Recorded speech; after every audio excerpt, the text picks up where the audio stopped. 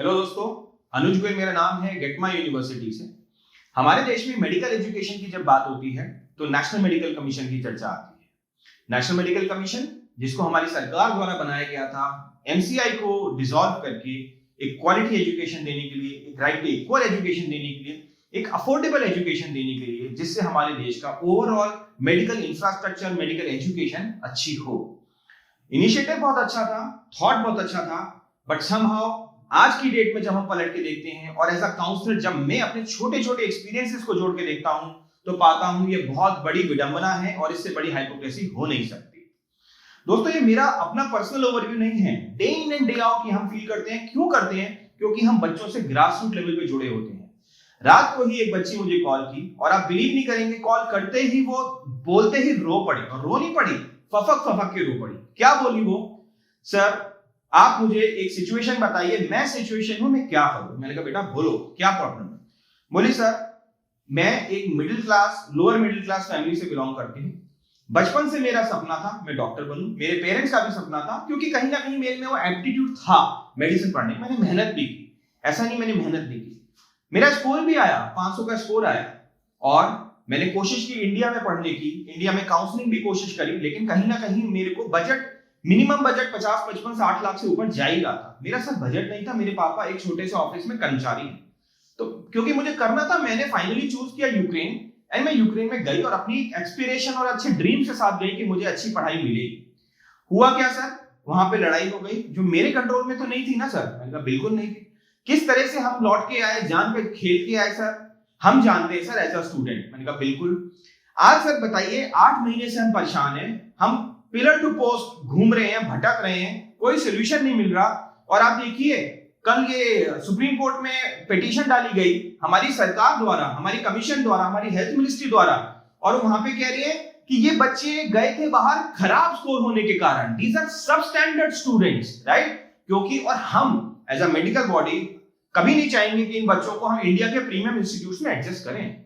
दोस्तों, उस बच्ची ने बहुत छोटी बात बोली। उसने बोली, सर मैं नहीं चाह रही कि बच्चे या सरकार मुझे इंडिया में एडजस्ट करे, बट प्लीज आप मेरे को जजमेंटल मत होइए, आप मुझे सब स्टैंडर्ड मत बोलिए। मैं सर अपनी मेहनत से गई हूं और मेरे नहीं है, मेरा सपना है।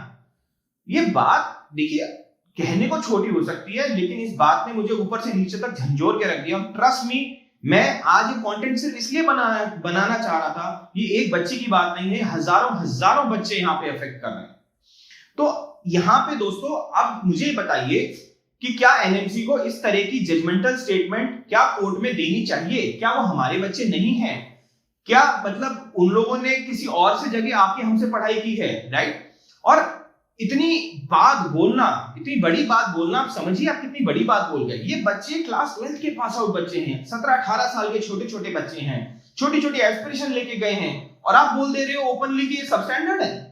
ये तो मतलब आपने इस तरह से इनको फेंक दिया है जैसे किसी माइग्रेंट को फेंक देते हैं जिसका कोई रिस्पॉन्सिबिलिटी नहीं है। ये आपकी मानसिकता को दर्शाता है, ये आपके माइंडसेट को दर्शाता है। जैसे जब हम जाते हैं ना, और जब बच्चे कॉल करते हैं नेशनल मेडिकल कमीशन कि सर हम क्या करें, यूक्रेन के बच्चे, कितनी रिकॉर्डिंग मौजूद है, कितने बच्चों के एक्सपीरियंस मौजूद, तो कहते हैं हमसे पूछ के गए थे क्या? नहीं पूछ के गए थे तो हम क्या करें इसके अंदर? तो ये तो फिर यही तो ये मेंटल वेकअप शो कर रहा है।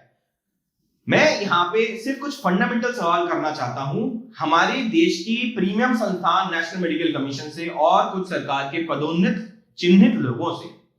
आप मुझे बताइए, एक बच्चा 500 का स्कोर लाता है, उसका बजट नहीं है 35-40 लाख से ऊपर, एवरेज बजट है, क्या उसको पढ़ने का अधिकार नहीं है? क्या उसके पास right to equality, right to education नहीं है? क्या हमारा कॉन्स्टिट्यूशन उसको पढ़ने की या उसको अपने ड्रीम्स को प्रोस्पेयर करने की बात नहीं देता, राइट नहीं देता? ऑन अ कॉन्ट्रेरी, एक बच्चा 200 का स्कोर लाके बैठा है, बट हम उसके पास 1,90,00,000 का बजट है, and he can afford to get into a management college seat. क्या वो आपको नहीं दिख रहा? क्या यहाँ पे ये चीजों में ये कौन सा है, ये कहां का इंसाफ है? ऊपर से आप बोल रहे हो कि यार तुम तो सब स्टैंडर्ड बच्चे हो। आई मीन ये तो बिल्कुल डाइजेस्टेबल बात नहीं है। हाँ, मतलब समझ में नहीं आता। मैं एनएमसी से एक सवाल पूछना चाहता हूं, अगर ये सब स्टैंडर्ड बच्चे हैं तो ये क्वालिफाइंग स्कोर कौन डिसाइड करता है? आपने 117 का क्वालिफाइंग स्कोर डिसाइड किया है, किस बेसिस पे डिसाइड किया है? क्या क्वालिफाइंग स्कोर डिसाइड करते हुए आपको नहीं लगता कि ये काफी कम क्वालिफाइंग स्कोर है? आपको क्या करना चाहिए? आप क्यों नहीं बना रहे वहां पे क्राइटेरिया कि भाई बना दो ना क्राइटेरिया, बोल दो बच्चों को कि 400 से ऊपर वाला बच्चा ये एमबीबीएस कर सकता है, बोल दो बच्चों को 300 ऊपर वाला बीडीएस बीएमएस कर सकता है, लेकिन वो क्राइटेरिया सबके लिए बराबर होगा। ऐसा नहीं होगा कि 200 वाला बच्चा इंडिया में 1 करोड़ रुपए खर्च करके एडमिशन ले रहा है और वहां जाके 500 वाला। और आप मुझे बताइए, आपने जब एक स्क्रीनिंग क्राइटेरिया डिसाइड किया है कि भाई वापस आके हम एक स्क्रीनिंग क्राइटेरिया बना रहे हैं, बच्चे का फिल्टर क्राइटेरिया दे रहे हैं, let the student fight for himself. अगर आप सब कुछ ही डिसाइड करने के लिए बैठे हैं, फिर आप स्क्रीनिंग क्राइटेरिया खत्म कर दीजिए, नीट क्वालिफाई करके सब कुछ डिफाइन कर दीजिए। तो यहाँ पे ये जो रोल है ना, ये बिल्कुल समझ में नहीं आ रहा और इसका कोई लॉजिक समझ में नहीं आ रहा। दोस्तों, मोबिलिटी प्रोग्राम को लेकर इतना बड़ा हल्ला किया जा रहा है कि हमने मोबिलिटी प्रोग्राम कर दिया, मुझे लगता है पता नहीं क्या कर दिया, क्या रिस्पॉन्सिबिलिटी है, एक सर्कुलर दे दिया, गवर्नमेंट ने कहां रिस्पॉन्सिबिलिटी ली उसके अंदर, बच्चों को बोल दिया यहां से उठ के इस यूनिवर्सिटी से अपना मोबिलिटी प्रोग्राम कर लो। अरे मोबिलिटी प्रोग्राम के नाम पे बच्चे ज्यादा परेशान हो रहे हैं, because now they are bound to get into a university to university thing. कितनी मैनिपुलेशन हो रही है इस प्रोसेस के अंदर, क्या एनएमसी को नहीं दिख रहा? और नहीं दिख रहा, कितना एफर्ट जाता कि एक आप बंदा असाइन कर देते, एम्बेसी के ऑफिशियल को साइन कर देते, जो एक ट्राइपार्टाइट टाइप का एग्रीमेंट कर देता between two universities, but there has to be a supervision, there has to be a guardianship. See, we are talking about 20,000 students and these students are left for nothing, कि आपका जो मन करे आप करो, हमें कुछ नहीं पता, यू अपनी जिंदगी जियो, जैसे जीना है जो करो। आप समझिए, ग्रास रूट लेवल पे हम देख रहे हैं प्रॉब्लम छोटी नहीं है, बहुत बड़ी है। हर बच्चा सफर कर रहा है। मैंने लास्ट टाइम भी बोला था, बच्चे इतने ज्यादा मेंटल स्ट्रेस में हैं, हमें बहुत ज्यादा ह्यूमेन, पैशनेट और सॉफ्ट होने की जरूरत है इन टेंडर बच्चों के साथ, ना कि इनको इस तरह से जजमेंटल स्टेटमेंट दे दो कि सब स्टैंडर्ड बच्चे हैं और इनको हम प्रीमियम, किस प्रीमियम इंस्टीट्यूट की बात कर रहे हो आप इंडिया में? आप मुझे बताओ। 612 कॉलेज में से 300 कॉलेज तो ऐसे हैं जो हाई फीस पे बच्चों को पढ़ा रहे हैं, 18-90 प्लस डीम्ड यूनिवर्सिटीज को देख लीजिए। किस प्रीमियम इंस्टीट्यूशंस की बात कर रहे हैं जहां इंफ्रास्ट्रक्चर नहीं है, जहां पेशेंट फ्लो नहीं है, जहां हॉस्पिटल नहीं है, किराए पे तो पेशेंट लाए जाते हैं। ये प्रीमियम इंस्टीट्यूशंस की बात है। आपने क्या कर लिया उन प्रीमियम इंस्टीट्यूशंस को सब जज करने के लिए? बताइए, तो क्या ये विरोधाभास नहीं है? तो पॉइंट यही है कि यहां पे हम बात कर रहे हैं प्रीमियम इंस्टीट्यूशन की, जहां 200 वाला बच्चा भी एडमिशन ले रहा है, वहां there has to be benchmark. आप एफएमजी को पूछते रहते हैं, एफएमजी रिजल्ट खराब है, एफएमजी रिजल्ट खराब है। बताइए तो सही, बेंचमार्किंग क्या है? क्या इंडिया वाले बच्चे को आपने एफएमजी लिया? इस साल का मैं स्टैटिस्टिक्स दे देता हूं, हर कॉलेज में ऑन एन एवरेज 10% बच्चा फेल कर रहा है। ओवरऑल लगाओ तो 10,000 बच्चा फर्स्ट ईयर फेल कर रहा है, अपनी बेसिक नॉन क्लिनिकल स्टडीज के अंदर फेल कर रहा है। क्या वो एजुकेशन अच्छी हो रही है वहां पे? कुछ मतलब मुझे ना इसके अंदर कोई बेंचमार्किंग नजर नहीं आ रही, सिर्फ एक माइंडसेट बना लिया है आप लोग ने कि बस इसको ऐसे करना है और ऐसे ही करना है, मतलब काइंड ऑफ एक ऑटोक्रेटिक माइंडसेट है, which is very wrong for the country, for the people, for the students। और ये जो बच्चे बाहर जा रहे हैं ना, they are not from a wealthy class, they are from the class जो ग्रास रूट लेवल की क्लास है। किसी का फादर एग्रीकल्चरिस्ट है, किसी का फादर लेबरर है, किसी का कुछ है, किसी का कुछ है, सपने हैं। प्लीज सेंसिटिव होइए, इनका अगर ये चला गया सब कुछ चला जाएगा, इनका, हमारा कंट्री का बहुत बड़ा फ्यूचर चला जाएगा। सोल्यूशन दीजिए, आप जो भी करें, हम नहीं कह रहे कि आप इनको इंडिया में पढ़ाइए, नहीं पढ़ाइए, लेकिन एक इंटरिम सॉल्यूशन दीजिए जिसको आप ओ कर पाए। ये नहीं कि मोबिलिटी प्रोग्राम के नाम पे डाल दिया और छोड़ दिया, वहां से वहां जाओ, वहां से वहां जाओ, हमें कुछ नहीं पता। नो, आपको रिस्पॉन्सिबिलिटी लेनी पड़ेगी। तो दोस्तों, आई थिंक ये मेरे मन की कुछ बातें थी and this is all coming naturally, because कहीं ना कहीं उस बच्चे का जो पेन था ना, लिटरली मेरे से नहीं अब्सॉर्ब हो पा रहा था। I was feeling very uncomfortable.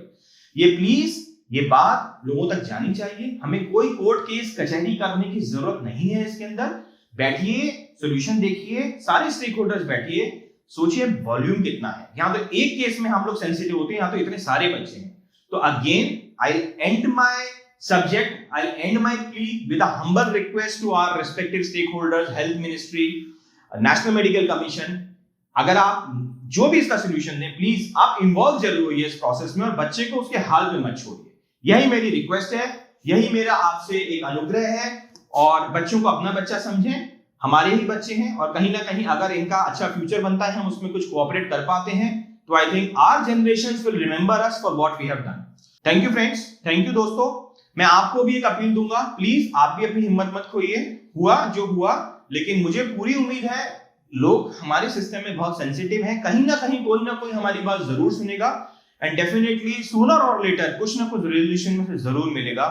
इसी बात के साथ I just wish you all the best and please काम रहिए, कंपोज रहिए एंड अपने पेरेंट्स का ध्यान रखिए और अपना ध्यान रखिए। Thank you very much.